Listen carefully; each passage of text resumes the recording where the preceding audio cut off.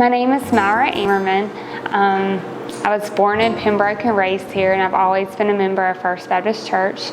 I was saved when I was 8 years old, and I was baptized shortly after. I met my future husband, Mike, in school, and our meeting was definitely a chance meeting, definitely, I think, set up by God. My name is Mike Ammermon. I've been a member of First Baptist since 2009. Like most newlyweds, the first few months were months of transition, and we had some difficult times. I think we asked ourselves the questions, are we with the right person? Are we living in the right place? And I remember Mike leaving home one night, and he told me later that he had walked up here to the church. One night I left home, ended up here at the church and got down on my knees and I prayed. The doors were closed, so couldn't get inside, but I did kneel down out on the steps of the old chapel over here and asked for a sign. That sign came. We were, expecting our first child, which was amazing. We were very excited.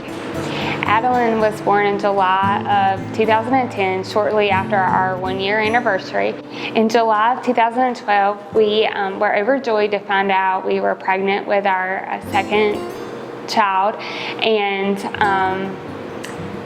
then a few short weeks later, in September, we were devastated when the pregnancy ended early. In October, we found out we were expecting again, and then we experienced another loss.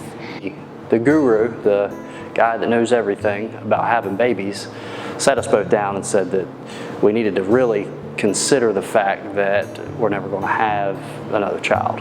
I will never forget his exact words were, "It is my sincere opinion that you will never have another biological child." And I think that's when I lost it, because I really felt, that was the end. I wasn't going to be able to give my daughter a sibling, and I felt ashamed that I wouldn't be able to give Mike another child. I remember yelling at God, asking him, why did he let this happen to us? Why are we having to go through this?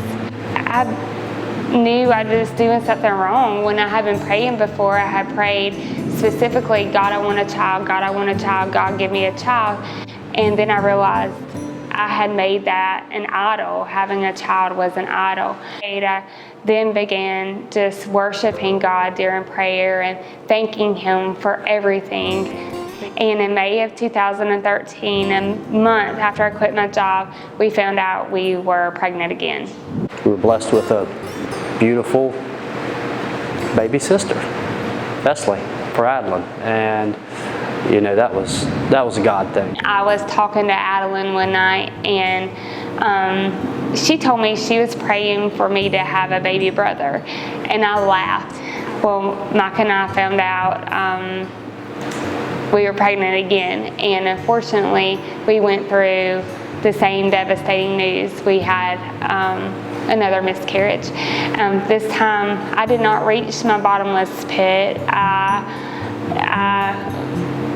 came through it with His help and, our faith. And we then found out we were expecting again in July.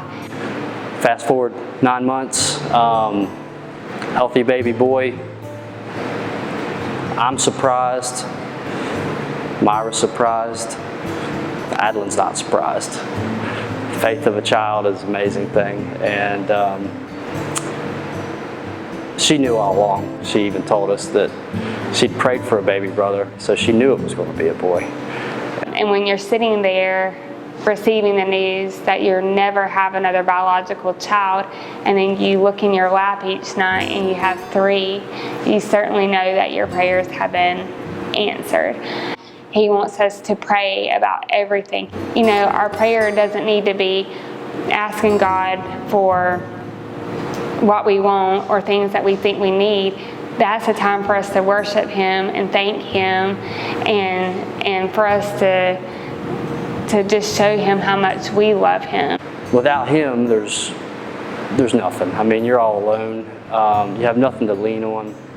There's nobody going to pick you up when you're beat down. There's nobody to turn to, give you comfort, guide you. And so that's why I feel I was made to go down that valley. But I'm very thankful for where we have ended up.